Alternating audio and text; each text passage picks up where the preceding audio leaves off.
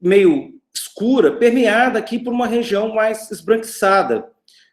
Está bem no centro da tela de vocês. Essa vista é uma foto do céu que foi tirada por uma câmera olho de peixe, tá? No Laboratório Nacional de Astrofísica, aqui em Itajubá. É uma instituição, né, que coordena, e a missão dela é fazer a infraestrutura para todo o Brasil da pesquisa em astronomia.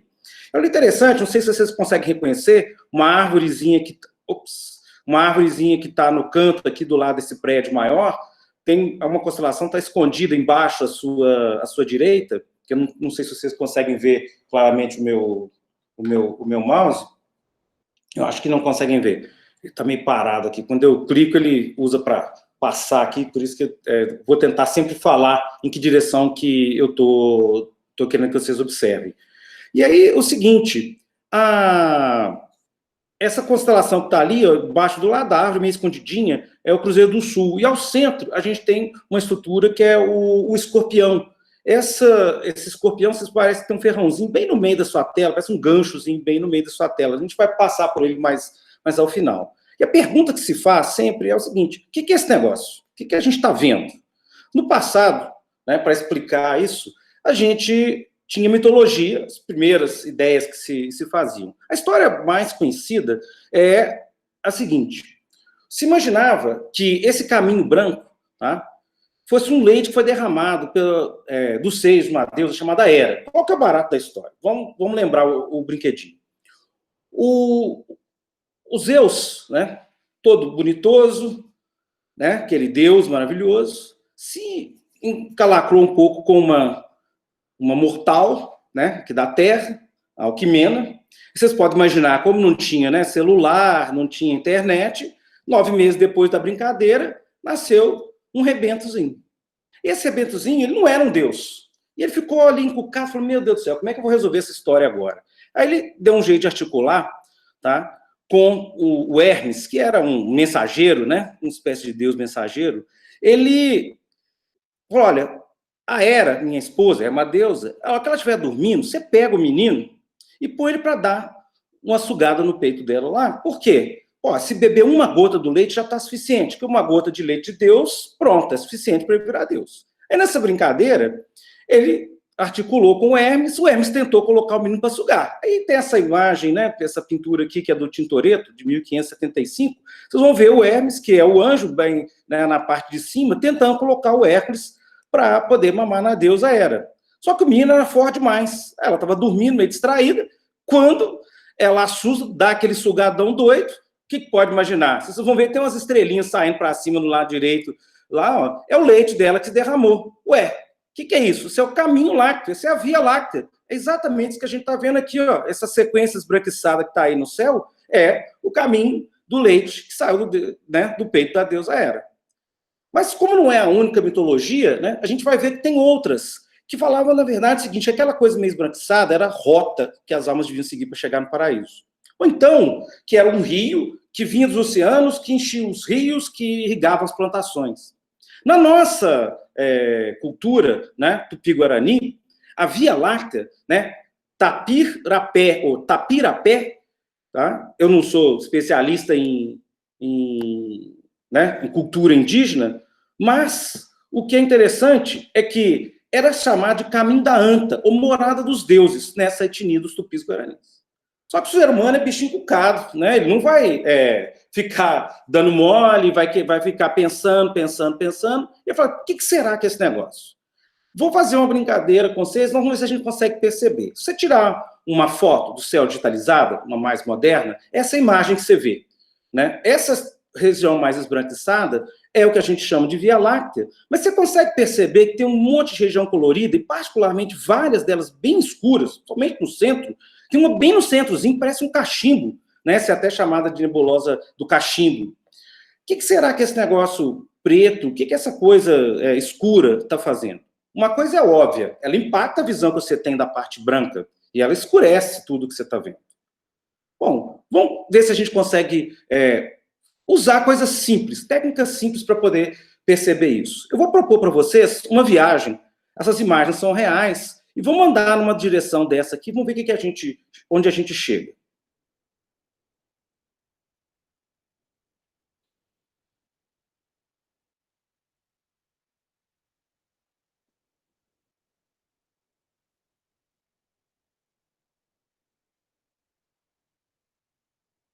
É o Cruzeiro do Sul, para referência, vocês têm ideia de onde nós estamos indo. Como se a gente tivesse pego nossa nave espacial e indo nessa direção.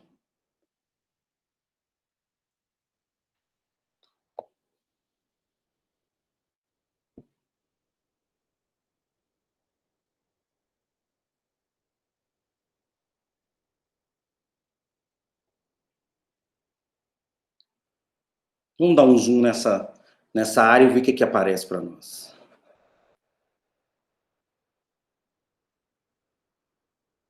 Deu para perceber que no meio dessas monte de região escura que tinha, tem um conjunto de estrelas, tem um bolinho aqui, ó, bem no centro da sua tela. Essa coisa permite a gente perceber que tem uma conexão entre essas regiões escuras e as estrelas. E a gente, no final das contas, vai ver que existe uma conexão entre o que nós chamamos de aglomerados, essas estruturas, né, onde você tem um conjunto de estrelas, e o meio interestelar, ou seja, a região que tem gás e poeira no espaço interestelar, a partir do qual as estrelas se formam. Vamos caminhar mais um pouquinho. Vamos fazer a seguinte coisa. A gente já viu que essa material interestelar, principalmente a poeira interestelar, igual quando você pega um monte de areia que está no chão, joga para cima, e o que está por trás da poeira, você fica com dificuldade de ver. Certamente todo mundo já vivenciou isso. É a mesma coisa que está acontecendo no espaço interestelar. Agora vamos fazer o seguinte, nós vamos ir para uma região de frequências, tá? Que é do infravermelho.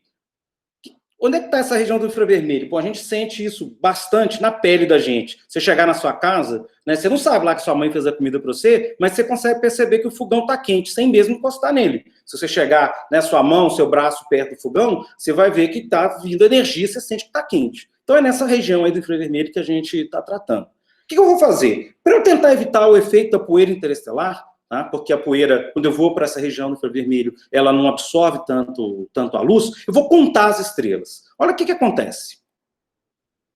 Vou pegar aqui as mais brilhantes. É um brilho aparente, tá? Olha o que vai começando a acontecer com a tela. Vai olhando.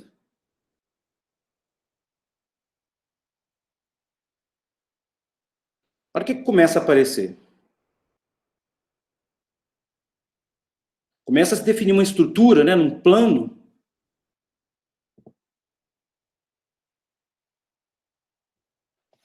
É que vocês vão perceber que o meio começou a ficar meio preto. Começa a ter tanta estrela, que essa minha escala que está embaixo, tá, onde o mais branco tem muita estrela, e o preto tem menos estrelas, ela não dá conta mais de caber tanta estrela. E aí começa a ficar escuro. Olha só o que começa a aparecer. Tem tanto objeto, tanto objeto. Olha o que eu vejo. Parece tipo um ovo frito, né, visto de lado. Dá para perceber? Uma região central parece uma gema e como se fosse a clara esparramando para os lados. Então, essa estrutura, quer dizer, eu estou simplesmente contando as estrelas. E eu estou vendo que elas estão distribuídas numa espécie de um plano. Bom, vamos continuar vendo se eu consigo entender isso. Mais recentemente, a gente usou um satélite chamado Gaia, esse que a gente, né, usou para descobrir os objetos, e a gente melhorou a imagem do céu. E aquela primeira imagem que vocês tinham visto, agora está um pouquinho mais clara, você consegue ver com mais definição, tá? Aqui mesmo no visível, essas regiões escuras que a gente viu, a gente vê essa parte central, bem no meio da imagem. Tem 1 bilhão e 700 milhões de estrelas que foram usadas para poder fazer essa imagem com esse contraste que vocês estão vendo aí. Bom, agora, será que só com isso eu consigo perceber onde é que eu estou? Que estrutura é essa? Vamos dar um passo. Vou o seguinte, eu vou olhar estruturas externas a nós. Quando eu olho estruturas externas à nossa, eu vejo uma coisa desse tipo. Uma região central, brilhante, uma coisa parecendo, né, a clara do ovo frito, e permeado no plano dessa estrutura um monte de regiões escuras, que vocês estão vendo aí, esses traços escuros. Eu olho outro objeto. Essa galáxia que vocês estão vendo aqui, ó, chama M31, é a galáxia de Andrômeda, uma estrutura parecida com a nossa, a gente vai, né, ter uma ideia daqui a pouquinho. Se eu olho uma outra estrutura, meio de lado, olha que interessante, aquele ovo frito que saiu da contagem de estrelas, olha como é que ele está permeado de coisas escuras. Essa galáxia é a NGC 891. Tem uma outra, que até muitas pessoas já devem ter visto, é Sombreiro. Ela não é exatamente igual à nossa, não, mas serve para dar uma boa ideia, um pouco tridimensional, de como é que é uma estrutura que a gente deve estar. Olha para você ver, tem um bolo lá no meio, uma região de um bojo, tem uma região espalhada, mais plana, e perpassada por um monte de material escuro que está obscurecendo a luz das estrelas. Ué, essa galáxia, né, a gente costuma chamar ela de M104. Vamos ver se eu consigo conectar as coisas, tá? Vou pular aqui só para a gente tentar completar. Eu estou vendo de dentro aquela estrutura que eu mostrei logo no comecinho. Bom, a minha vista, minha suposta vista de fora, devia ser um negócio mais ou menos desse jeito. A região central que eu chamo de bojo, esse clara do ovo frito, essas regiões azuis aí, para destacar, são o que a gente chama de braços, é aí onde tem grande parte do gás e da poeira interestelar concentrado. E o Sol, ele deve estar nesse plano, porque eu vejo o negócio meio no plano, se você olhar para a figura da esquerda, e ele aparentemente não deve estar no centro, porque parece que eu estou vendo o negócio meio de lado, ou seja, eu estou de lado olhando para essa gema do ovo frito. Ou seja, da sua perspectiva, olhando para a tela, é como se você estivesse vendo a região central da galáxia. E aí tem um negócio interessante, não sei se vocês percebem que tem um monte de pontinho laranjado.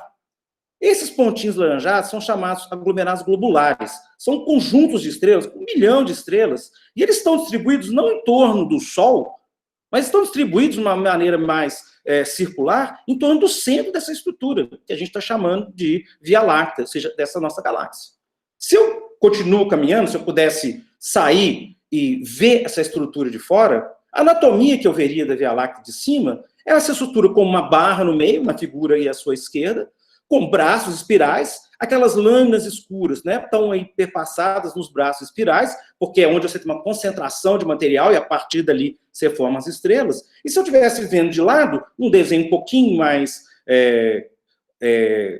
definido, está à sua direita, eu vejo os aglomerados globulares distribuídos em torno do centro da galáxia. Eles têm um movimento como se fosse um monte de abelha em torno da caixa de abelha, né?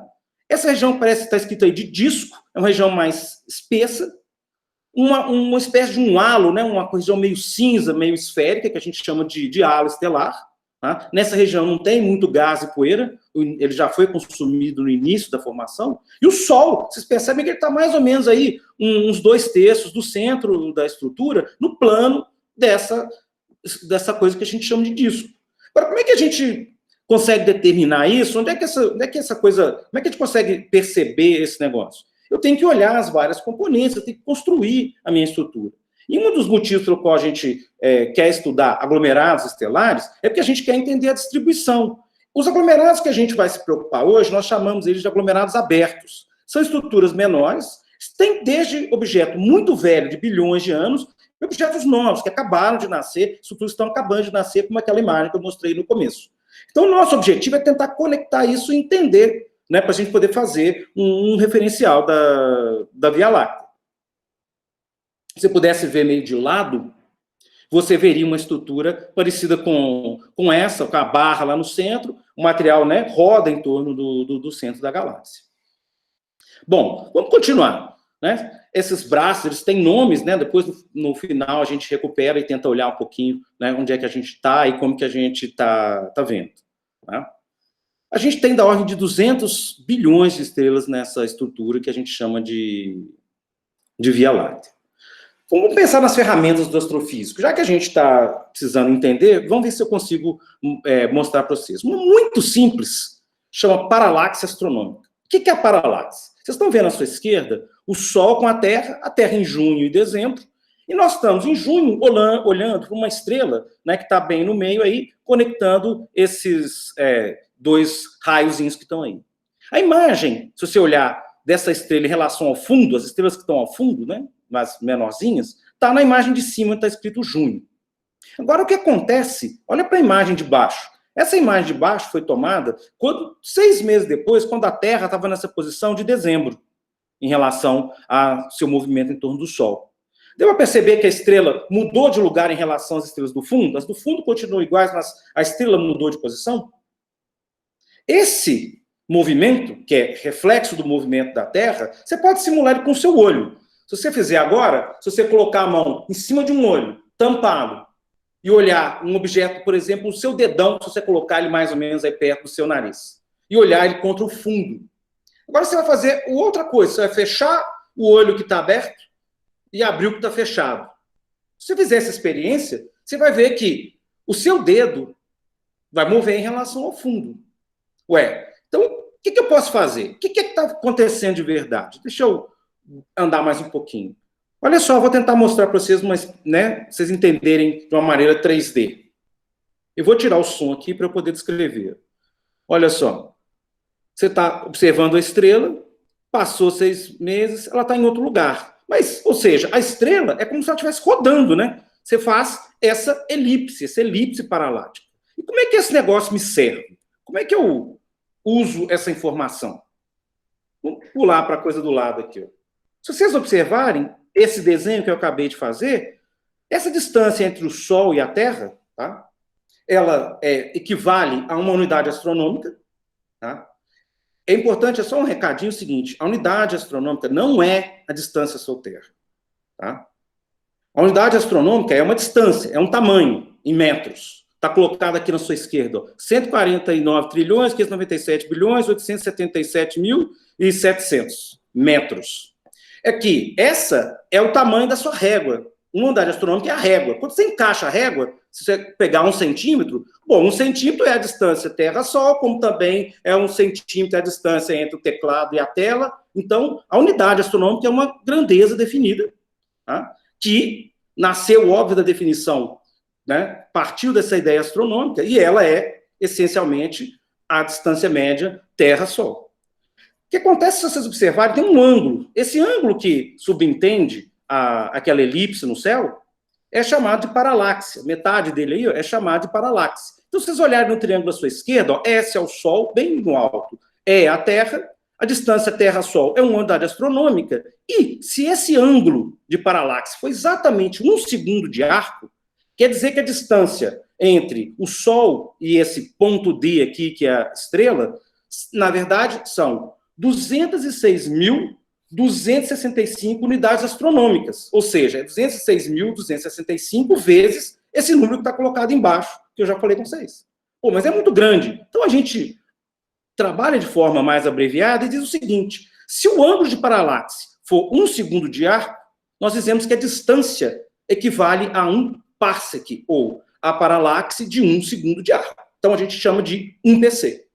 Tá? E, pela trigonometria mais simples que a gente conhece, o arco, né, que é essa distância, né, SE, ela é exatamente o quê? Pela trigonometria, né, o ângulo, que é esse 1 segundo, vezes essa distância SD aí, que é a distância do Sol até o objeto que você está vendo. Então, eu consigo recuperar, se eu tiver exatamente 1 segundo de arco, a distância de 1 parsec vem recuperado simplesmente invertendo 1 sobre a paralaxe. Vamos continuar. Só que as estrelas parecem que estão paradas, mas não estão paradas. Elas têm o que a gente chama de movimento próprio. Deixa eu colocar o videozinho para vocês terem uma noção clara do que eu estou falando. Está dando para perceber que tem estrela andando para todo lado, umas parecem que estão indo na mesma direção? Até vou repetir aqui para vocês poderem perceber com clareza. E eu posso, né, se você deixar o tempo passar, o que vai acontecer com as estrelas que estão no céu? Se você for deixar o tempo passar, tem um reloginho aí no futuro, as constelações como nós as conhecemos hoje vão mudar de forma. Elas vão mudar. Então, esse movimento, eu posso decompor esse movimento de 2 maneiras.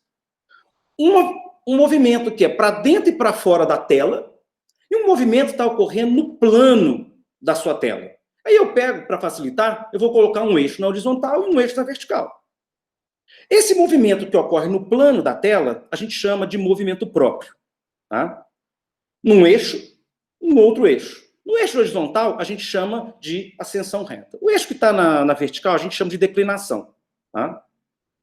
E se está para dentro e para fora, a velocidade, a gente chama de velocidade radial. Deixa eu mostrar num desenho onde talvez fique mais claro. Então, a direção vermelha é para dentro e para fora, velocidade radial, eu consigo usar espectro e determinar esse movimento. E o que está no plano transversal, ou seja, está no plano da sua tela, ou seja, está no plano do céu, é a velocidade transversal. A soma das duas vai me dar a velocidade espacial. Ok?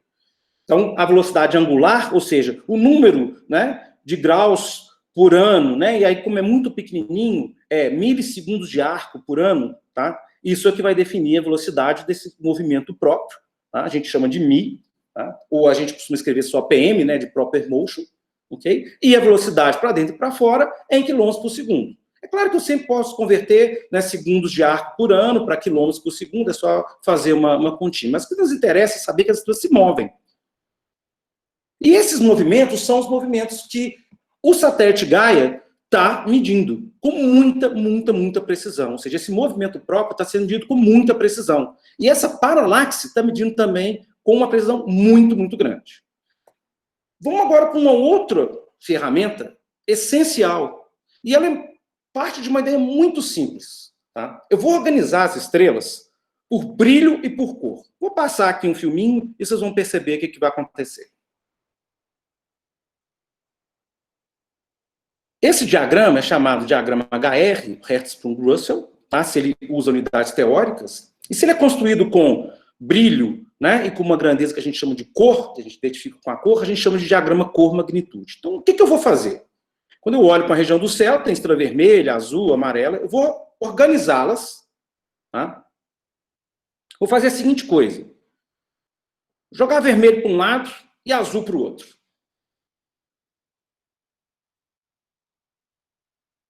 Aí o que vai acontecer com as amarelas? Elas vão ficar no meio.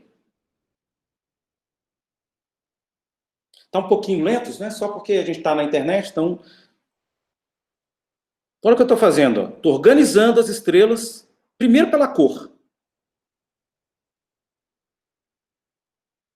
Vermelho para um lado, azul para o outro, e as amarelinhas vão ficar aí no meio do caminho. Agora eu vou pegar isso e vou organizar por brilho. As mais brilhantes eu vou pôr em cima e as menos brilhantes eu vou pôr embaixo.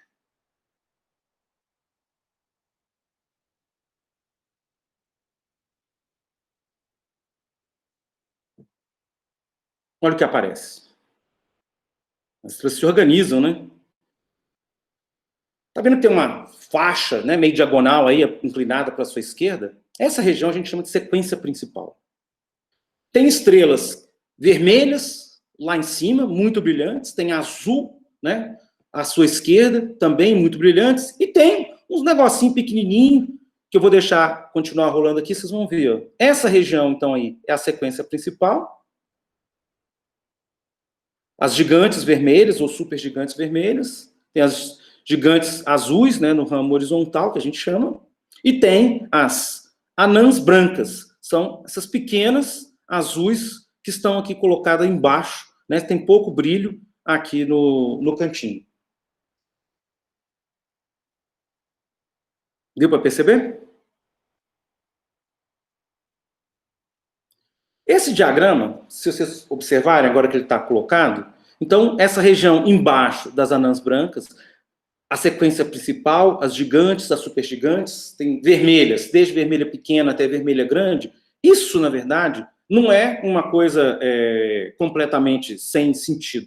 Quando a gente estuda, a gente observa o seguinte, que as estrelas, elas evoluem. E a gente, obviamente, não consegue ver a estrela evoluindo, uma estrela, né, o tempo todo evoluindo, porque demora bilhões de anos. A gente não consegue ver isso, pelo menos alguns bilhões de anos. E o tempo de vida, né, que essas estrelas levam, elas começam normalmente muito brilhando relativo a parte, né, delas, elas começam brilhando e frias, elas vão formando um caroço central, e aí, a hora que elas formam esse caroço central, você entra numa situação em que a gravidade está tentando fazer a matéria encolher e a termodinâmica está tentando fazer a matéria expandir. E fica nesse jogo. Esse jogo de equilíbrio é mantido, tá, de certa maneira, quando a estrela converte hidrogênio em hélio. A ideia é mais ou menos o seguinte. Certamente todo mundo aqui já andou de ônibus. Aí o ônibus está cheio. Aí vai enchendo, parece que o motorista não para, não tem mais lugar, e o motorista vai colocando gente, e você, meu Deus do céu, não vai caber mais gente, vai entrando gente, vai entrando gente. Começa a ficar gente compactando, compactando, compactando, e vai ficando gente, vai ficando gente. Qual que é a consequência? Vai ficando quente. Aí aquele negócio vai ficando quente, você vai ficando incomodado, de repente algum mais folgadinho põe a pasta em cima do seu colo, daí o outro já quer sentar, o outro empurra o outro, aí dois quer virar um, e fica nessa loucura. Aí a estrela, para ela poder conseguir se manter e impedir o colapso gravitacional, o que ela começa a fazer? Ela começa a transformar hidrogênio em hélio. Qual que é a vantagem?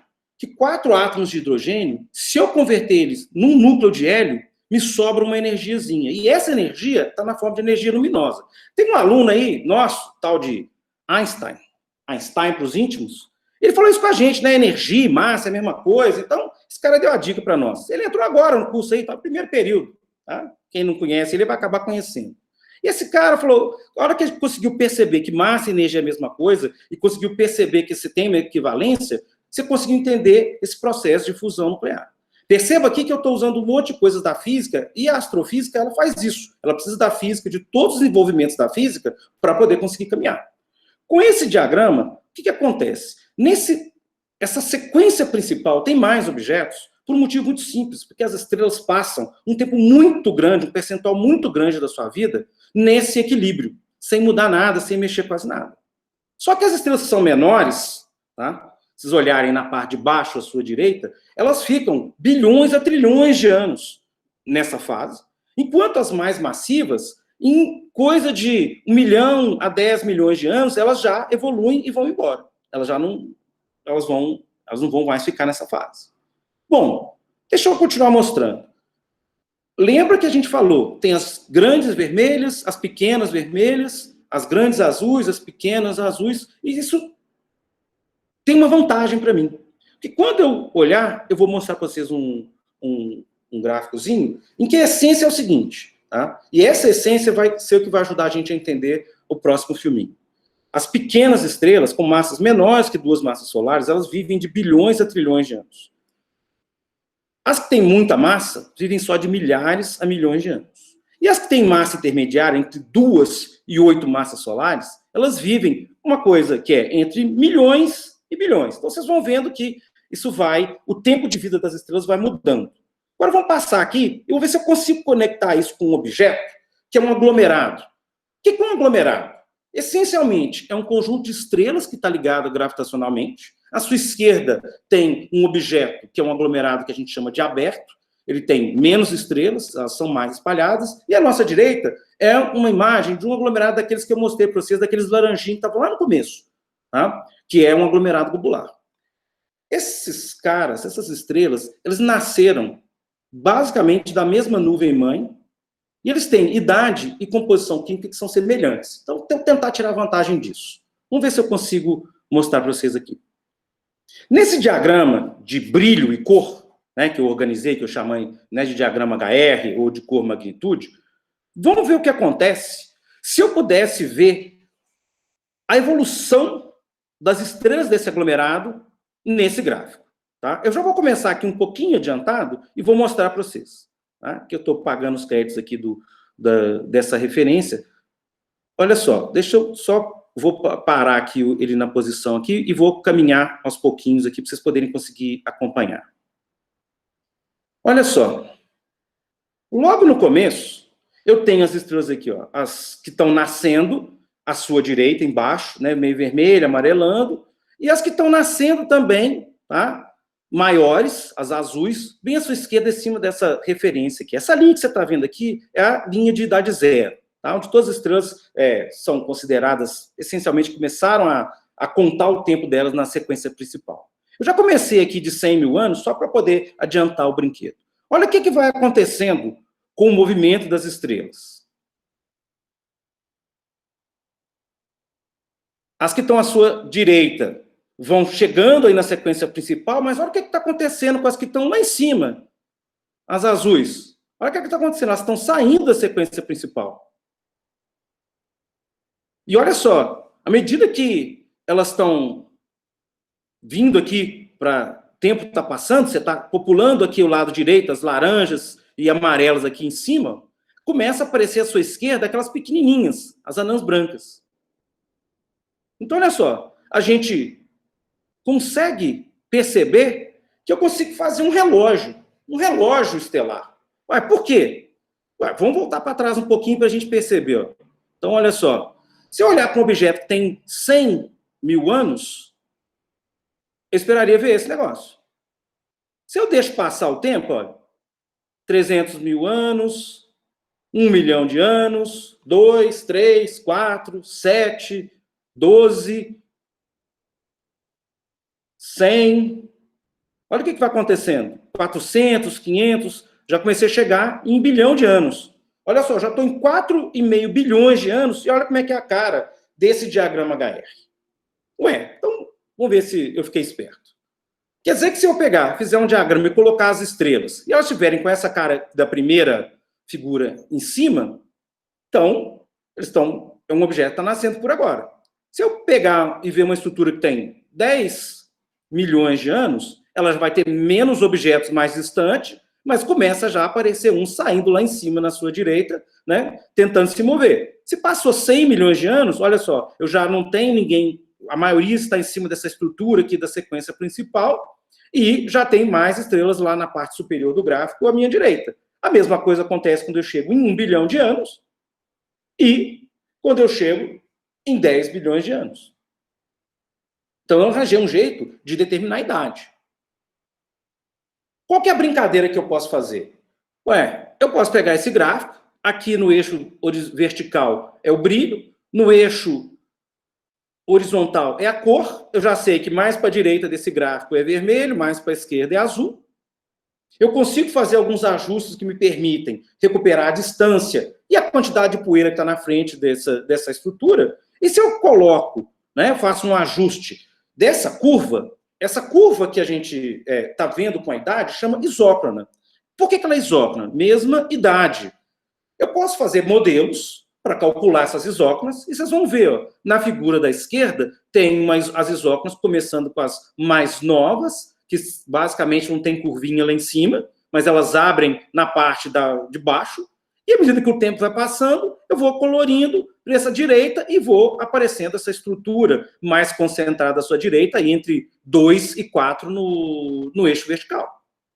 Se eu mudar a composição química das estrelas, ou seja, elas são mais ricas em hélio, em carbono, em nitrogênio, tá? Se elas são mais ricas, eu consigo ver que tem um efeito, que quanto mais, que a gente chama, astrofísica é bicho preguiçoso, qualquer coisa que não é hidrogênio e hélio, a gente chama de metal, tá?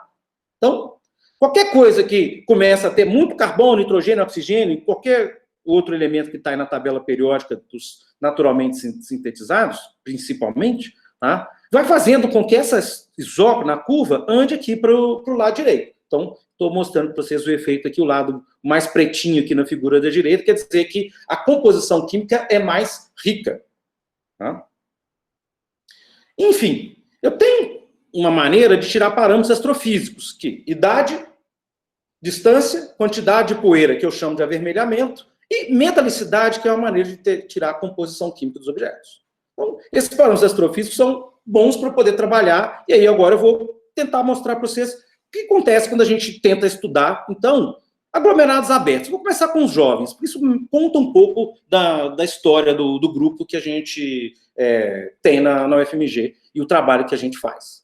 Primeiro problema, olha só, dos cerca de 2.500 aglomerados abertos que são estudados, menos de 40% têm as características físicas bem determinadas. Bem determinadas. Você pode terminar de forma muito horrível que não serve para nada. Informação ruim, imprecisa, não adianta de nada.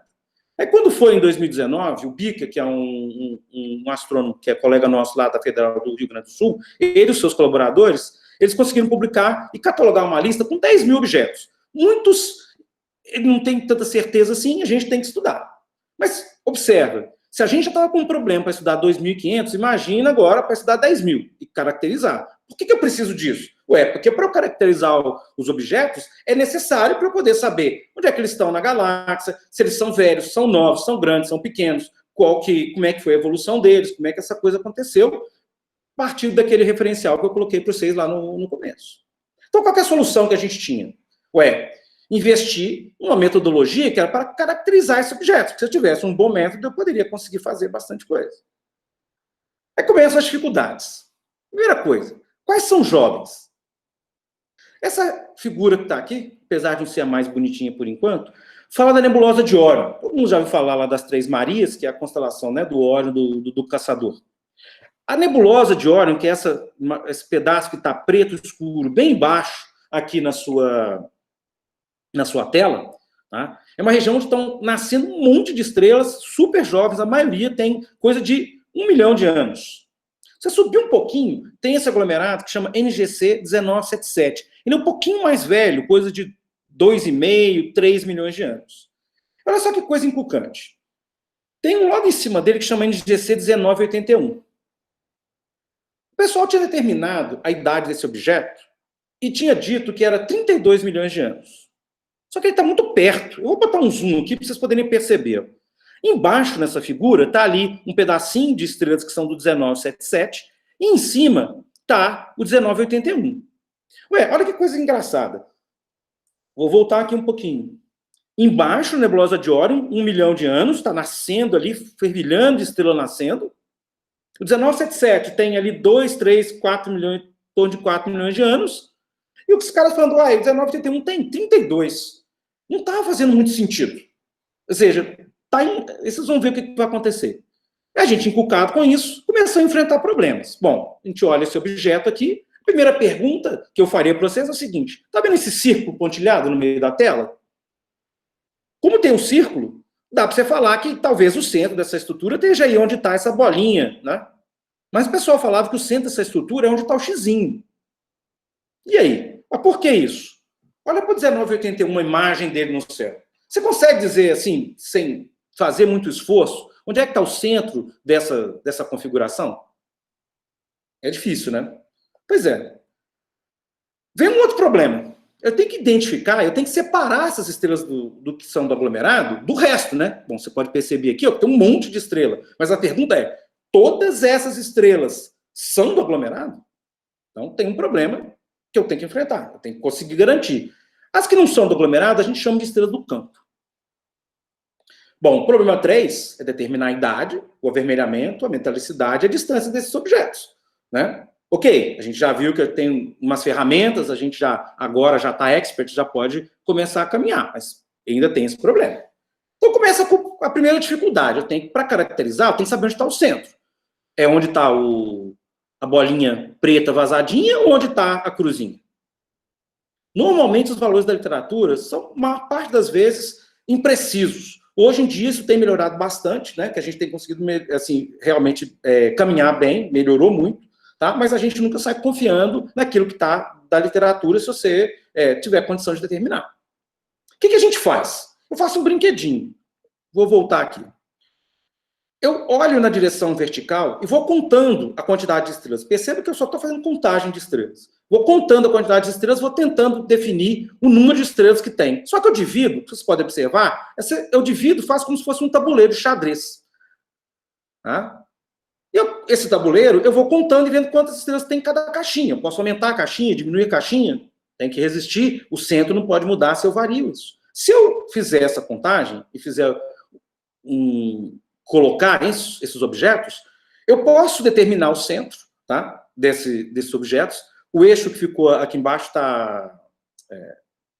ficou errado aqui, o eixo embaixo aqui, são as coordenadas, na esquerda e na direita. E olha o que vai acontecer. Se eu pegar um aglomerado, tá, esse que está em azul é o número de estrelas que tem do aglomerado, eu vejo um centrozinho, e do campo eu não vejo uma aglomeração preferencial. Se eu subtrair um do outro, eu vejo direitinho que tem um pico aqui no meio.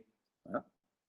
Se eu olhar no outro eixo, que é o eixo da vertical, eu vejo a mesma coisa. Tem uma concentração de estrelas aqui, tá? E o resto do campo eu não vejo uma concentração tão clara. Se eu subtrair um do outro, eu vejo direitinho que eu tenho um pico aqui. E esse pico, então, me dá qual que é a coordenada da estrela. Isso serve também para fazer, se eu olhar o movimento próprio. Tá? Essa figura, se eu observasse ela vendo as velocidades, tá, no plano do céu, ou seja, a velocidade na horizontal, tá, e a velocidade na vertical, eu vejo que os que são do objeto formam um picozinho aqui, E os que não são do objeto, eu não tenho um cacuruto preferencial. E se eu subtraio os movimentos um do outro, as velocidades, eu vejo que a que é do objeto tem uma velocidade preferencial num determinado eixo. Ou seja, aquele grupinho está andando numa certa direção do espaço. Então, eu consigo achar as coordenadas e determinar essa estrutura. Só fazendo contagem de estrela, eu consigo fazer um outro gráfico, que é um ajuste, a gente chama de perfil de King, tá? No começo, lá em 2011, 2010, que a gente começou a trabalhar, a gente fez só um ajuste de 2 parâmetros. Basicamente, o que eu tiro aqui, se vocês observarem nessa figura, tem um negócio chamado RC aqui, ó, perto de R igual a 1 no eixo horizontal. Esse RC é o tamanho do caroço do objeto, é onde está a região onde tem a maior densidade de objetos comparado com o campo. Então, a gente chama isso de raio do core. E aí, se vocês observarem, ao longo desse eixo horizontal, as curvas elas vão se encontrando com essa barrinha cinza. Essa barrinha cinza diz qual que é a densidade, ou seja, o número de estrelas por área, tá, das estrelas do campo. E as estrelas do aglomerado, você vê que elas vão começando a convergir e ficar com a mesma densidade das estrelas do campo. Esse limite onde se encontra, eu chamo de raio limite, ou seja, onde eu começo a ver aquele aglomerado se misturar com o resto das estrelas. Eu não consigo mais distingui-lo simplesmente contando as estrelas e vendo a sua densidade. Tá? Eu ajusto esse perfil, eu consigo tirar esses valores. E aí, olha só o problema. Se eu olho e faço um diagrama cor-magnitude, ou seja, daquele diagrama HR, se eu fizer para o aglomerado, olha só o que está à sua esquerda aqui. No eixo vertical, né, eu tenho o brilho, no eixo horizontal eu tenho a cor. A imagem da esquerda, tanto em cima quanto embaixo, são apenas em filtros diferentes. Tá? Você vê que tem uma estrutura parecendo um Vzinho aqui, e a parte ali onde está entre 6 e 8, eu tenho um monte de estrelas no lado esquerdo. Se vocês olharem para o lado direito, que é um campo, ou seja, eu olhei para uma região do lado e fiz o mesmo gráfico, vocês vão observar que ela não tem essas estrelas que estão aqui entre 6 e 8 da vertical, tá vendo? Em torno do valor 0, que eu coloquei até a marquinha em cima para facilitar para vocês reconhecerem, eu vejo que tem uma diferença. Ué, eu faço um método estatístico e subtraio o campo, tá? O diagrama cor-magnitude do campo, eu vou lá e subtraio ele do diagrama cor-magnitude do aglomerado. Por quê? Se o que está no fundo, que não é objeto, é a mesma coisa, eles não têm diferença entre si, se eu subtrair isso estatisticamente, eu espero sobrar só com que seja a distribuição de objetos que são do aglomerado. A gente chama isso, né, de descontaminação do diagrama cor-magnitude. O que vocês estão vendo no gráfico mais à sua direita, tá, são as duas figuras em cima e embaixo, o resultado da subtração, tá, que eu fiz da primeira à nossa esquerda, do aglomerado, subtraí a do centro e eu fiquei com a que está na direita. Para a gente perceber, eu coloquei isócronas, ou seja, linhas de mesma idade, superpondo em cima dessa curva que está aí descontaminada, agora que eu tenho só objetos do aglomerado. Olha que interessante. Se vocês observarem as curvas, essas que a gente chama de isócronas, tem uma traço-ponto, uma tracejada e uma pontilhada. Olha só que interessante.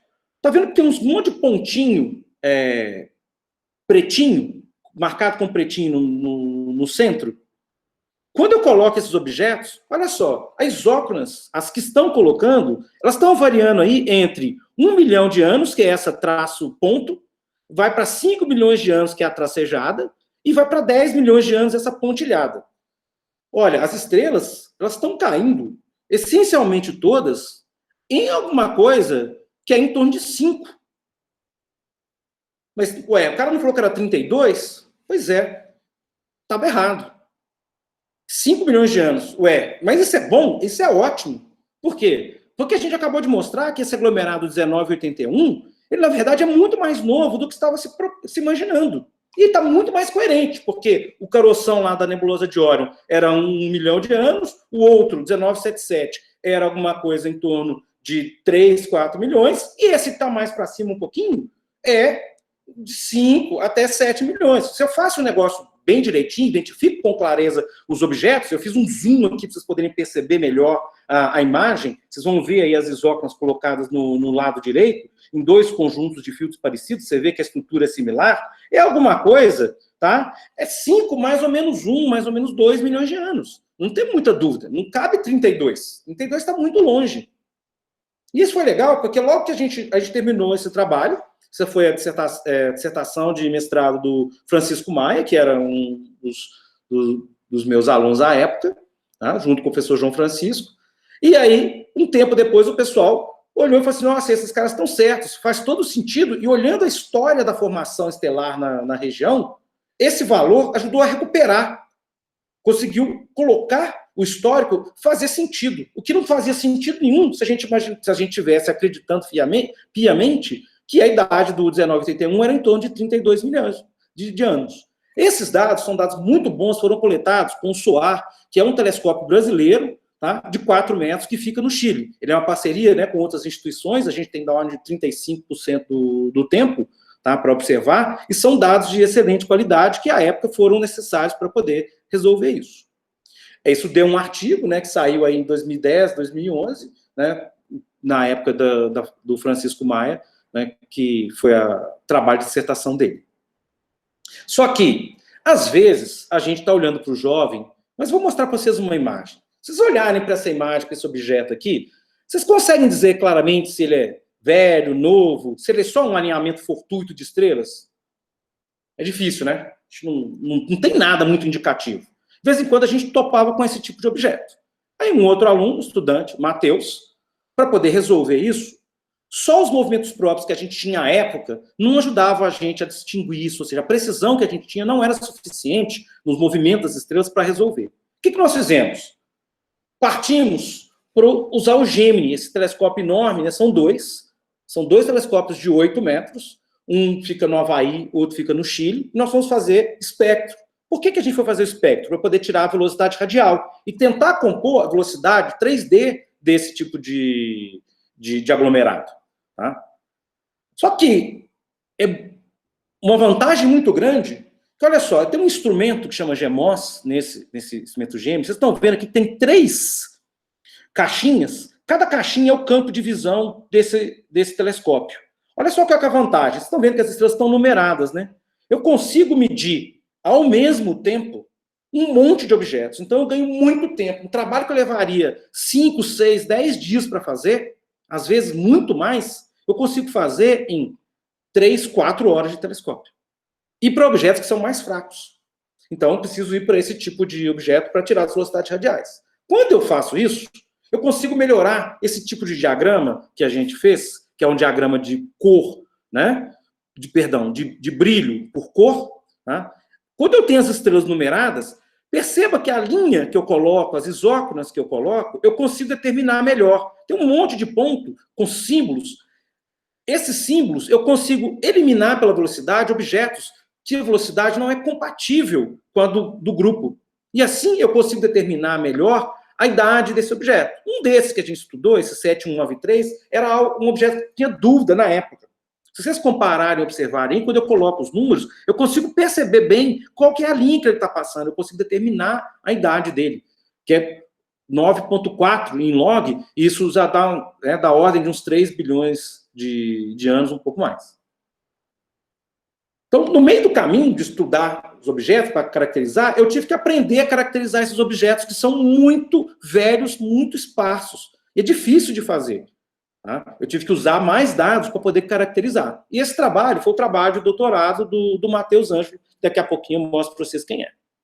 Bom, vamos caminhar para a gente tentar fechar a nossa conversa. Como é que se deu a descoberta dos aglomerados? A gente começou com o FMG 1, 2 e 3.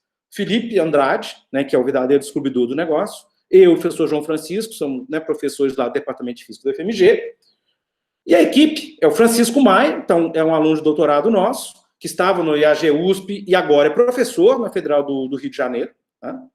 E o Matheus Ângelo, também, da UFMG, que hoje é professor do Cefet-MG, ele atua aqui no campus de Nepomuceno e em Belo Horizonte.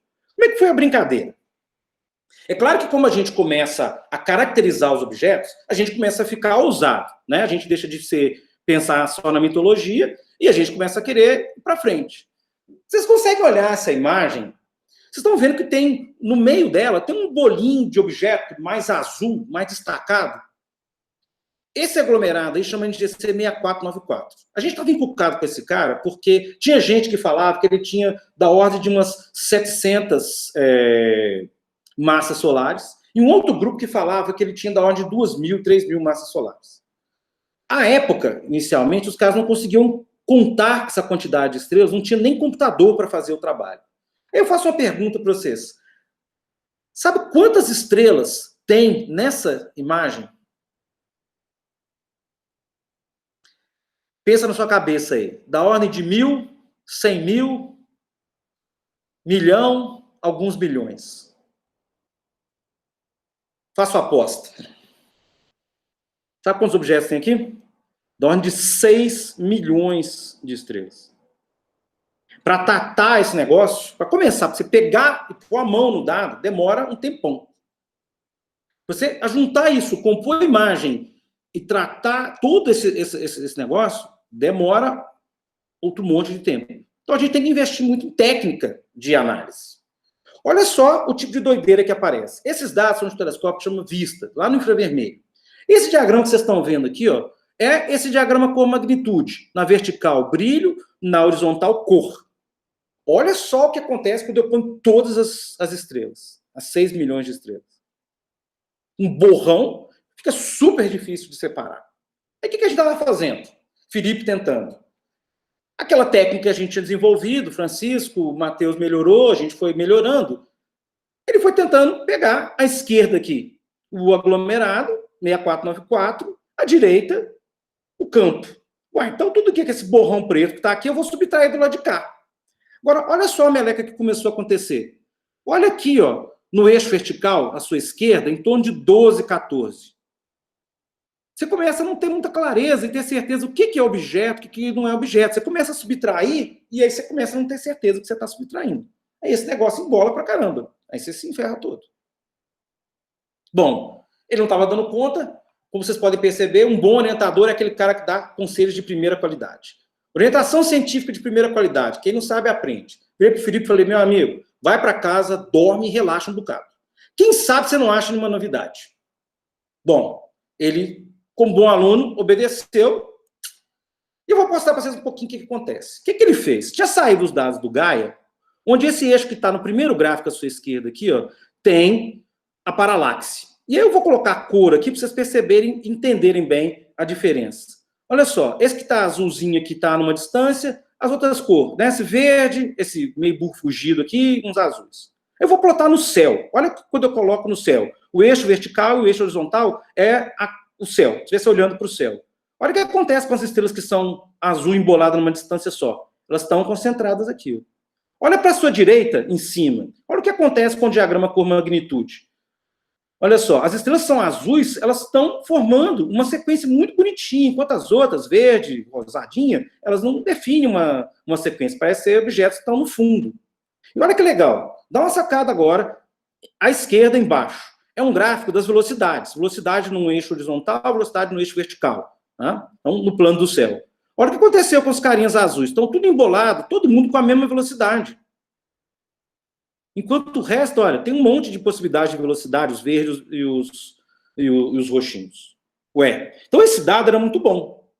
Aí ele estava estudando esse aglomerado que é o NGC 5999. Ele está bem no meio da tela, você consegue perceber ele aí.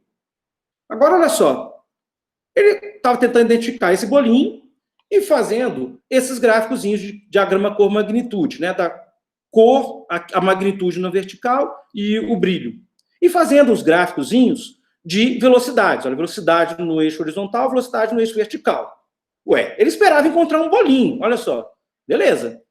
Ele achou um, que era o 5999. Mas olha o que aconteceu. Tinha um borrãozinho à esquerda, um outro borrãozinho aqui à direita e um borrãozinho mais em cima que eu apontei com a setinha para vocês. Esse menino ficou doido, ligando de madrugada. O vaguinho achei um objeto, eu acho que é um cara, ninguém nunca viu, já conferi as coordenadas, ninguém nunca viu. Falei, bom, beleza, deve ser, vamos ver. Aí ele fez o gráfico no céu e ele percebeu que o 5999 estava embaixo e os bolinhos, eles pareciam estar aglomerados no céu também. Aí esse menino ficou maluco, o que eu tive que fazer? Chama a equipe. Eu e ele, Felipe aí em cima à esquerda, João Francisco, o Francisco Maia e o Matheus Ângelo. Chamando a equipe, galera, vamos ralar igual maluco.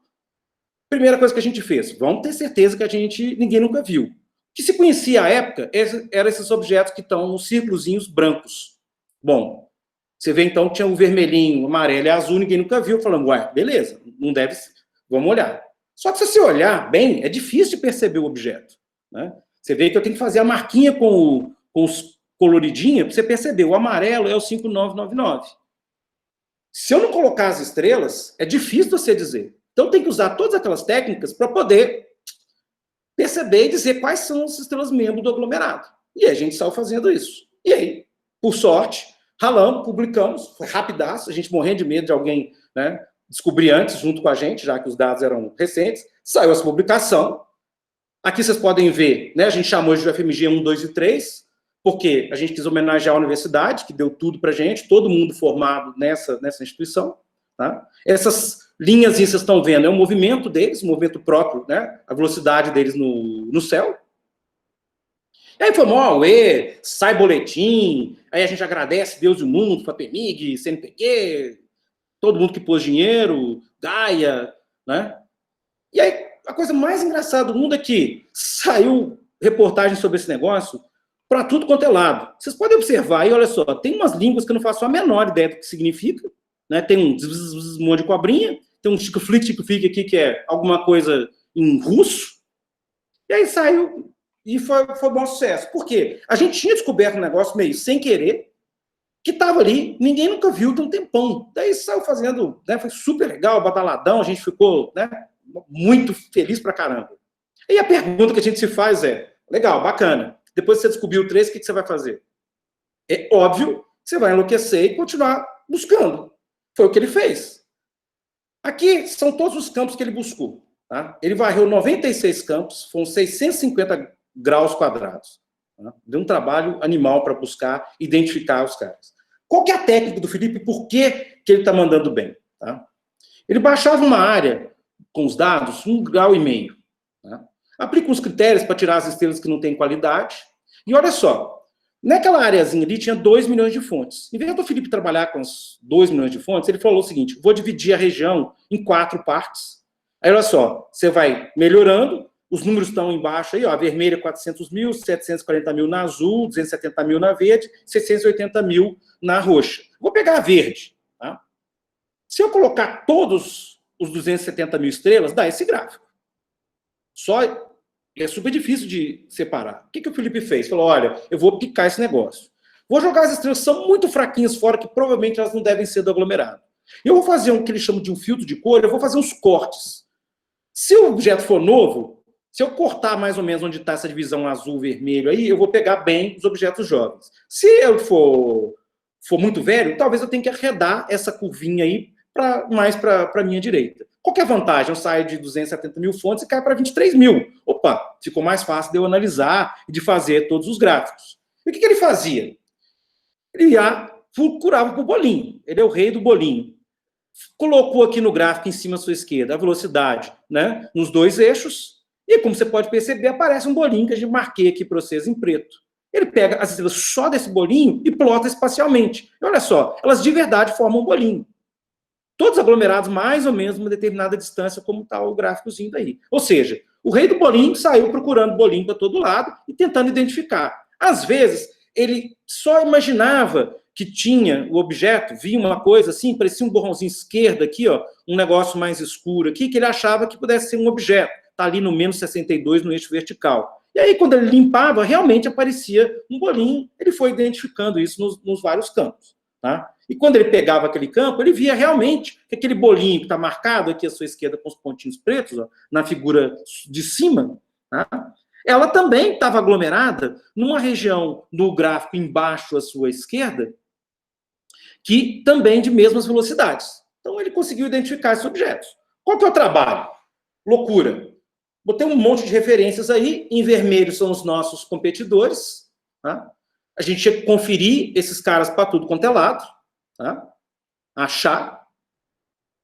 A gente fez aquela mesma coisa, determinou o raio limite, fez um perfil de King para achar o raio do caroço, a gente conseguiu achar uma outra grandeza chamada raio de maré, ou seja, a força gravitacional começa a arrebentar o aglomerado, quase mais ou menos onde é que essa força começa a conseguir destruir o aglomerado e arrancar as estrelas dele, e fomos determinando.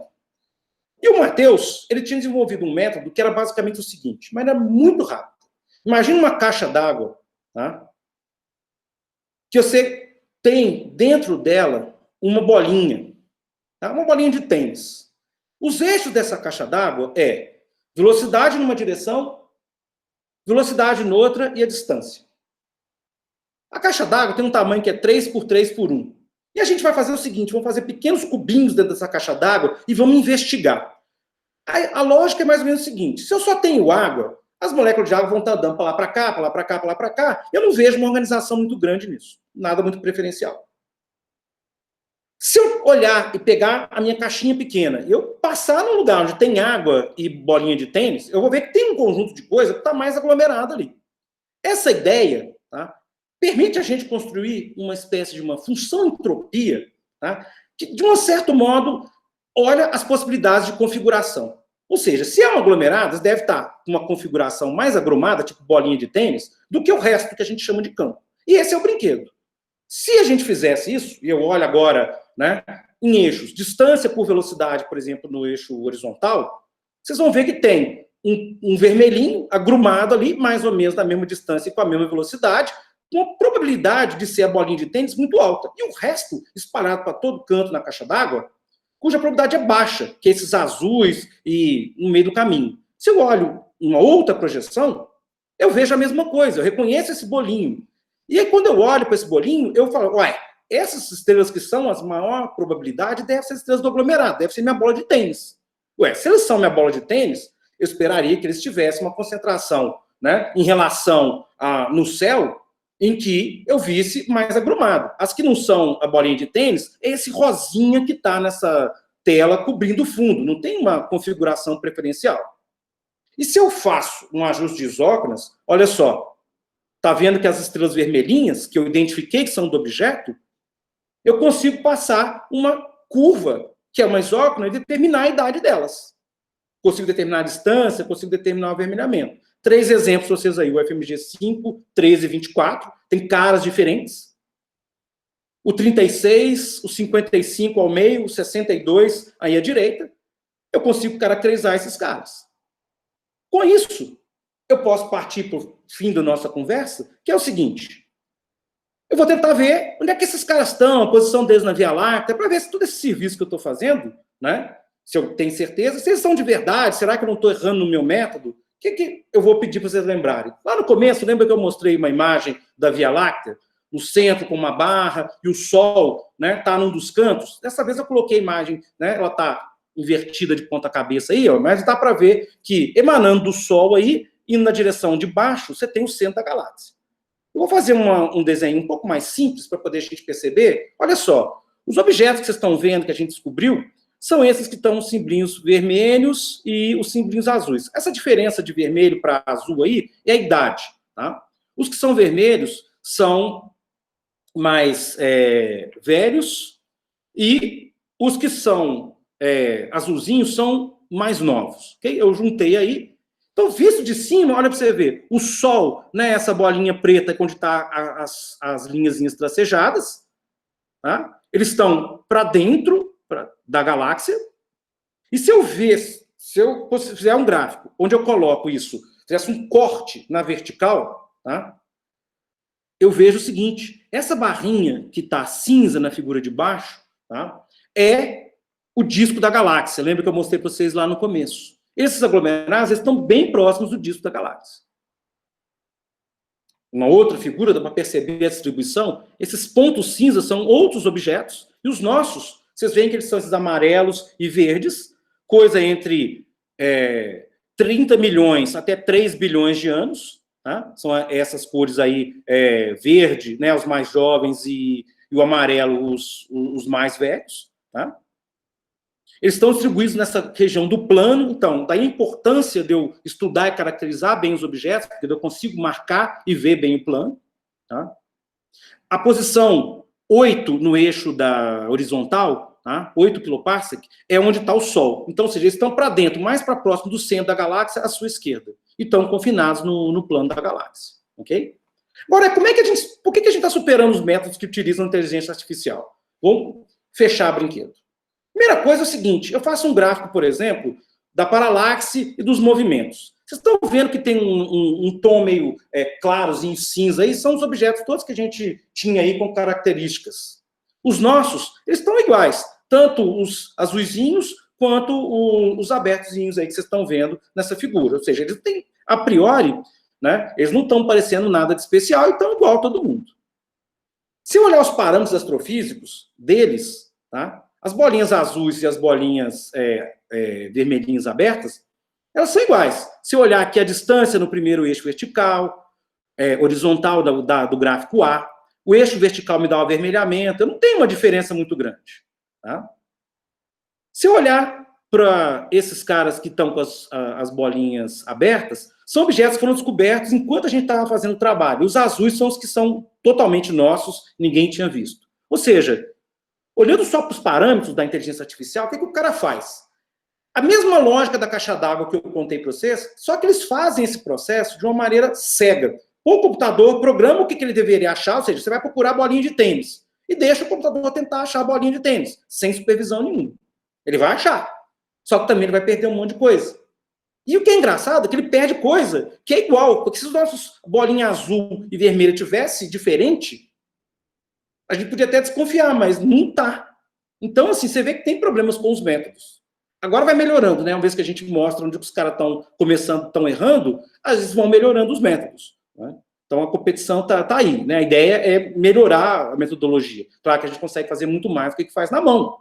Olha que coisa maluca. Quando eu dou uma olhada um pouquinho mais legal, já estou caminhando para finalizar, tá? Se vocês olharem no primeiro gráfico de cima, que está em verdinho, é a idade. Os cinzas são de tudo que a gente conhece e os verdinhos são os nossos. Tá? A distribuição de idades é parecida, não tem uma coisa muito destacada. Se vocês olharem no de baixo, no vermelho, é o que dá sobre a quantidade de poeira que está na frente desses objetos. A gente começa a perceber que os nossos, eles estão mais avermelhados, ou seja,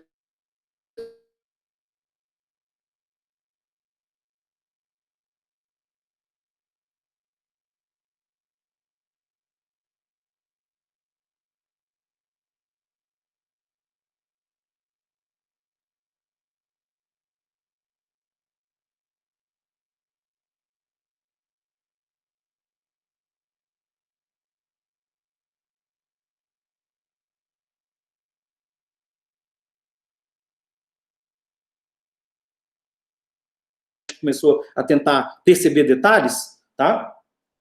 Ops. Espera lá. Voltaram a me escutar? A internet deve ter falhado. Vocês estão me escutando agora?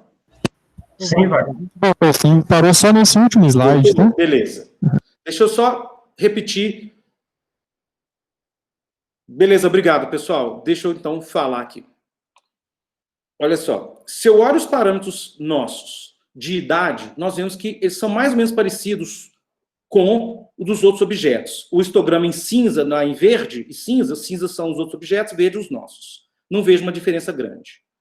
No do meio, em vermelho, eu vejo os mais avermelhados, ou seja, tem mais poeira na frente deles. Os nossos parecem ter mais poeira na frente deles. E os nossos, na parte azul, embaixo, eles parecem estar mais próximos do que o resto do grupo. Ou seja, estão mais próximos do Sol, ou seja, estão a menores distâncias, né, comparado com o resto. Isso é consistente, porque estão mais próximos do disco galáctico, onde tem mais poeira concentrada. Então, tá legal. Com essa nossa nova metodologia, nós conseguimos caracterizar melhor os objetos. Olha que interessante. O primeiro gráfico de cima é o raio de maré, ou seja, onde que os bichos começam a ser dissolvidos pela gravidade, por encontro com outros objetos, tá? Coisas que vão destruindo eles. Se vocês olharem o histograma, esse verde em cima, ele não tem muita diferença. Agora, olha só o do meio, que é o raio do core, ou seja, a região onde tem a maior parte do aglomerado. Percebe que ele está indo para raios do core maiores, ou seja, eles não estão tão concentrados. O gráfico de baixo permite a gente ver isso melhor. Quando eu divido o raio de maré pelo raio do core, isso me dá um parâmetro que eu chamo de parâmetro de concentração. Como o raio de maré é mais ou menos o mesmo, um raio do core grande vai dar uma concentração menor. Essa parte azul achurada que está aí para os tamanhos menores. Repara como é que eles são... A gente tem uma tendência de achar objetos, olha só, é muito eficiente para achar objetos que são menos concentrados espacialmente. Então, ou seja, a metodologia dos caras tem que melhorar para achar esse tipo de objeto. Então, daí a concorrência. Para a gente encerrar nossa conversa, eu mostro esses objetos no céu.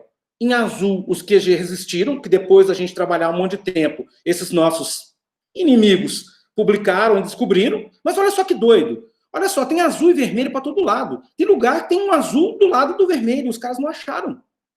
Vou aumentar para vocês terem um zoom aqui. Olha só. Aqui está o Cruzeiro do Sul. Olha os 61, 53, 55. Os que estão vermelhinhos são que os caras descobriram. Mas eles varreram essa área. Eles não acharam esses objetos. Os 55, 53, perto de uma nuvem, essa região escura que está no meio, saco de carvão, dá para ver bem essa região escura durante a noite.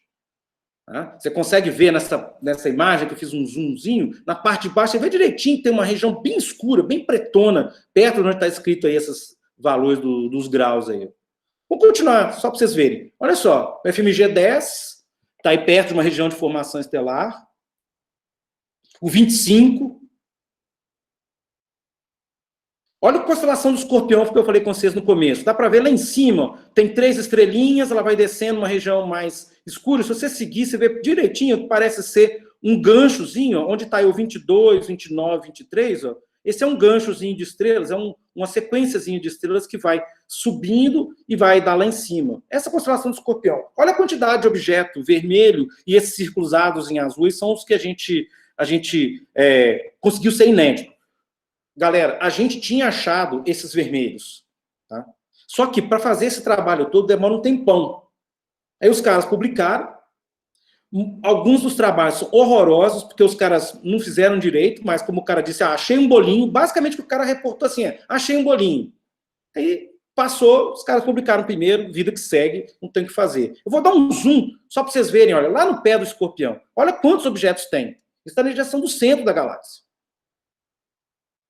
Olha, zoomzado mais ainda, ó. Tô pegando esses três à esquerda aí, ó, eu tô zoomzando em cima deles, olha. O 22, o 23, o 29. Eles estão no pé do Escorpião. Toda vez que você olhar para o céu, você vê o Escorpião agora, você vai lembrar que tem um aglomerado FMG 22 grudado lá nessa estrelinha mais baixa do ferrãozinho. É a nossa ferrando a galera, entendeu? Olha o FMG 11, que tem essa nuvem que obscurece o material, mas a gente conseguiu pegar e reconhecer o objeto. O 46, que está naquela imagem também, só que está à esquerda. Alfa e Beta Centauro. Olha para você ver aí, ó. 54, 60, 48, 39. Um zoom para vocês poderem, né, perceber os objetos aí, ver com mais clareza, né? Eles não são desse tamanho do círculo azul, é só eu fiz um círculo grande para vocês perceberem. Eles são do tamanho só, basicamente, dessas... onde está espalhado as estrelinhas vermelhas. Tá? Eu fiz um círculo maior para poder facilitar o reconhecimento dos objetos. O tamanho deles é essencialmente o tamanho da distribuição dos círculos, dos pontinhos vermelhos. Olha só que doido, o 62. Esse NGC 3114 é um objeto super conhecido, super estudado. Ninguém nunca tinha percebido a presença do FMG 62. E nem os caras que varreram com a inteligência artificial nesse brinquedo. Bom, a gente ficou super feliz, aí eu botei aqui porque deu uma repercussão legal, bem emblemático isso aqui no Bom Dia Brasil, que a Aline, essa que está aqui, né, no Belo Horizonte, ela anunciou isso lá no fim né, ao longo e no final do coisa, aí a galera aquela cara de satisfação, assim, poxa, os brasileiros mandaram bem dessa vez, ficou super legal, né? E aí a gente falando e colocando, isso também teve bastante repercussão. E basicamente para nós é o seguinte, né? O céu é o limite, né, cara? Então, agora não é mais, né? A gente está descobrindo coisa. E o que é legal de ver, depois vocês podem buscar na internet, está público lá, né? Ver um pouco melhor sobre como é que os caras fizeram a reportagem, a valorização que foi dada, né? Pro trabalho. Mas o legal disso é que a gente faz ciência de qualidade, só basta deixar a gente caminhar, entendeu? E aí eu encerro agradecendo vocês, deixo aí a imagem né, de alguns em torno do Cruzeiro do Sul. Toda vez que vocês olharem lá, vocês vão lembrar do FMG 61. Eu agradeço demais, peço desculpa por ter extrapolado um pouquinho aí o tempo, e agradeço a oportunidade de falar para vocês.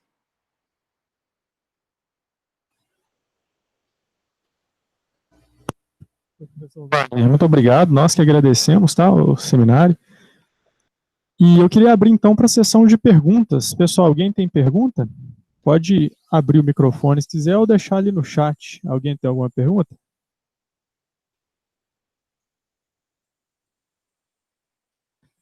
Bom, se ninguém for ter pergunta, eu tenho uma pergunta, professor. Pode falar. Com relação, achei muito interessante, viu, a dinâmica do trabalho de vocês, né, até a dinâmica em termos de formação dos estudantes, né, muito interessante, né, ver o envolvimento deles com o trabalho. Parabéns ao Felipe, o grupo todo, eu conheço alguns, né, que eu estudei no FMG também, alguns eu tenho contato, é muito prazeroso ver que ponto o trabalho chegou, né. Bom, uma pergunta que eu tenho é com relação, achei muito interessante aquela definição de uma função do tipo entropia, né, que vocês usam para localizar, então, os aglomerados, né.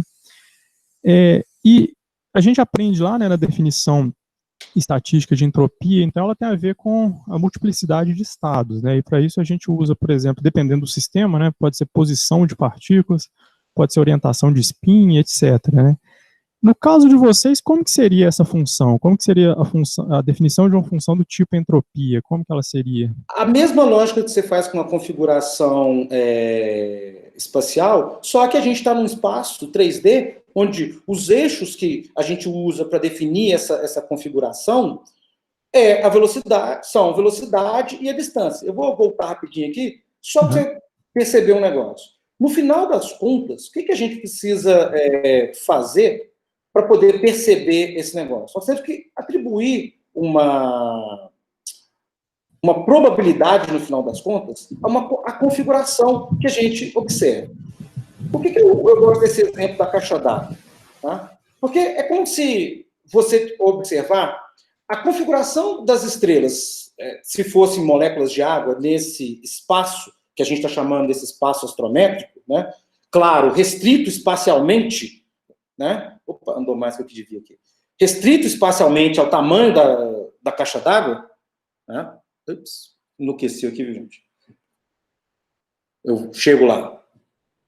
As moléculas têm uma certa velocidade para a esquerda, para a direita. Não tem nada, a priori, que você esperaria se elas não têm conexão, tá, entre elas, se cada uma nasceu num instante de tempo, cada uma está numa distância, cada um tem uma velocidade, e essa coisa é aleatória, você esperaria ver. Quer dizer, por isso que é uma função que a gente chama, tipo, entropia, porque ela carrega a ideia, né, no final das contas, de entropia, é que essa caixa, se você pensar na caixa d'água, se não tivesse nada lá dentro, seria muito difícil de você distinguir um pedaço da caixa d'água do outro. Porque não há nada muito preferencial, nada muito organizacional, seja em que ideia que você quiser fazer. Mas se você olhar, por exemplo, se fosse, em vez de uma bolinha de tênis, fosse uma água viva, que é virtualmente água, só que ela está mais estruturada. Se você passar pela água viva, você vai começar a reconhecer algo que, mesmo não sendo tão claro, você vai perceber. O que os caras reconhecem bem nessa lógica dessa entropia é que, se for uma bolinha de tênis, cara, quando você olhar para aquela bolinha de tênis dentro da caixa d'água, você não tem dúvida nenhuma que aquele treco é uma bolinha de tênis. E o jeito de fazer isso é arranjar um negócio que é relativamente grande para ter estrelas, uma certa subdivisão. Porque se você fizer um caixotinho dentro da caixa d'água, que for um negócio muito grande, que pegue só metade da caixa d'água, vai ser difícil para você inspecionar. Se você fizer muito pequeno, que pega só umas 5, 6 moléculas de água, também não vai te resolver nada. Então você tem que fazer uma escolha. E esse jogo depende de você falar assim, olha, se eu estou imaginando em termos de configuração, né, eu vou olhando, como é que é a relação entre o movimento numa direção, o movimento noutra, a distância, tudo isso colocado, pesado, né, efetivamente, porque eventualmente vou encontrar um bolinho de objeto que está ali pertinho do outro, mas que, quando eu olhar, depois ele não tem cara de aglomerado. Então eu posso achar bolinhos. Achar bolinho, eu até, sendo esperto igual o Felipe, eu vou conseguir achar.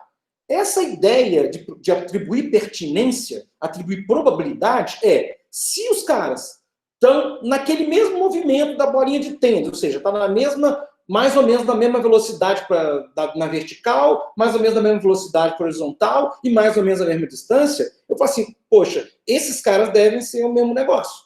E aí, o jeito de matematicamente construir isso é essa ideia de construir uma função onde a gente vai literalmente falando, olha, quando eu vejo e observo e catalogo os dados, né, nesse espaço astrométrico de cada objeto, eu consigo aglomerar eles. Ou seja, eu vejo que os objetos que estão, tá, centrados numa determinada posição, e eu atribuo a cada objeto, ou seja, nessa imagem que está aparecendo para vocês aí, a cada bolinha vermelha, essas bolinhas vermelhas, você vê, elas têm a mesma pertinência, porque elas estão mais ou menos na mesma distância e estão mais ou menos na mesma velocidade. Qual que é a diferença delas para as amarelas, verde e azuis? Que quando eu olho isso no espaço 3D, ou seja, eu olho a figura seguinte, tá? Que é distância mais velocidade no outro eixo, as estrelas são azuis e amarelas, elas não estão nessa mesma configuração de velocidades e distâncias dessa segunda figura. Ou seja, elas têm outras distâncias, outras velocidades. Então, quando eu olho isso, essa configuração global, e atribuo uma probabilidade delas serem o mesmo, estarem com a mesma configuração, tá? Estarem no mesmo lugar do espaço e andando basicamente com a mesma velocidade nos dois eixos, tá? Eu atribuo uma probabilidade. E aí, a ideia de que, se é um aglomerado, eu espero, em termos de organização, em termos de configuração, que as configurações possíveis para um objeto com um aglomerado, justamente pelo fato de ele estar confinado, não é tão ampla quanto a dos objetos que não estão confinados, ou seja, não nasceram juntos, não têm a mesma idade, não estão na mesma posição do espaço. Só isso não é suficiente. Porque eles poderiam ter, nesse espaço astrométrico, tá, nessa condição, mas não serem da mesma idade, não serem da mesma família, não terem nascido juntos. É uma diferença entre, por exemplo, um conjunto de irmãos que nasce e vai num jogo lá no Mineirão, e você faz essa técnica toda para achar os carinhas, de um grupo de amigos que se juntou e foi para o Mineirão, que até é parecido, tá igual, mas não teve a mesma origem comum. Porque para provar que eles têm a mesma origem comum e eles são de verdade um aglomerado e não um grupinho de amigos, uma associação, eu tenho que partir para a sequência de técnicas. Não só olhar espacialmente como eles se aglomeram, mas ver se eles têm efetivamente a mesma idade, têm efetivamente a mesma característica, impondo, né, a partir do conhecimento que eu tenho, que deve ser um mesmo grupo, se eles são iguais, a probabilidade de pertinência é grande, tá? Que esses coloridos vermelhos que estão aí, que eles fazem parte do mesmo grupo, que eles de verdade caem, e eu consigo mostrar que eles estão no mais ópera. Deu para entender mais ou menos a ideia assim, do porquê de correlacionar? Sim, deu para entender. É muito interessante o método até, né? É bacana. A lógica por trás é a matemática do jogo, né? Escrever isso em funções, tentar construir configurações e probabilidades e botar a máquina para rodar. Né? Então, quando a gente fala que é meio manual, né, quer dizer, a gente usa o computador, só que a gente supervisiona cada passo. Essa é a diferença do nosso método pro resto da galera. A gente não deixa o negócio ir sozinho, entendeu? Entendi. Aí, provavelmente, a cor, magnitude, todas devem ser variáveis, né, dessas funções, certo? Exatamente. A gente, inclusive, vê os erros, como que os erros afetam nesse negócio. E a gente acaba fazendo um peso exponencial para não ficar refém de pequenos grupinhos que, na verdade, não compõem nada e que a gente consegue perceber ao longo do estudo que eles, de verdade, não são nada. A gente já elimina eles, né? Ah, entendi. Perfeito. Obrigado, professor. Pessoal, mais alguma pergunta para o professor Wagner? Então, acho que não tem mais nenhuma pergunta. Então, professor, gostaria de agradecê-lo novamente. Muito obrigado, viu? Foi realmente muito interessante. Parabéns pelo trabalho, parabéns a todo o grupo, tá? E a gente espera vê-lo em outras oportunidades aqui, apresentando seminários para a gente na UFV. Muito obrigado, professor. Opa, joia. Eu agradeço bastante a oportunidade de poder falar para vocês. Eu acho interessante isso para os alunos da pós-graduação, porque a gente vai ralando e às vezes a gente fica meio perdido, né? Para onde que a gente está indo e que esse seu trabalho a gente vai levar. Você tem que entender os aspectos todos e às vezes tem que ter paciência para correr atrás, né? Para você conseguir entender. E a formação é um negócio lento. Olha para você ver, a gente teve que formar a primeira geração de estudantes e entender, fazer, construir. Hoje a gente está com esse sucesso todo, tem um monte de estudantes, não estão conseguindo mais nem acomodar mais estudantes no grupo, né? A sorte é que os que nós formamos estão nos ajudando a orientar, porque eu e o João Francisco sozinhos não daríamos conta. Temos parceiros internacionais, né, fazendo um monte de coisas. Temos que estudar esses objetos agora mais profundamente, caracterizá-los melhor, né, tem um monte de coisa.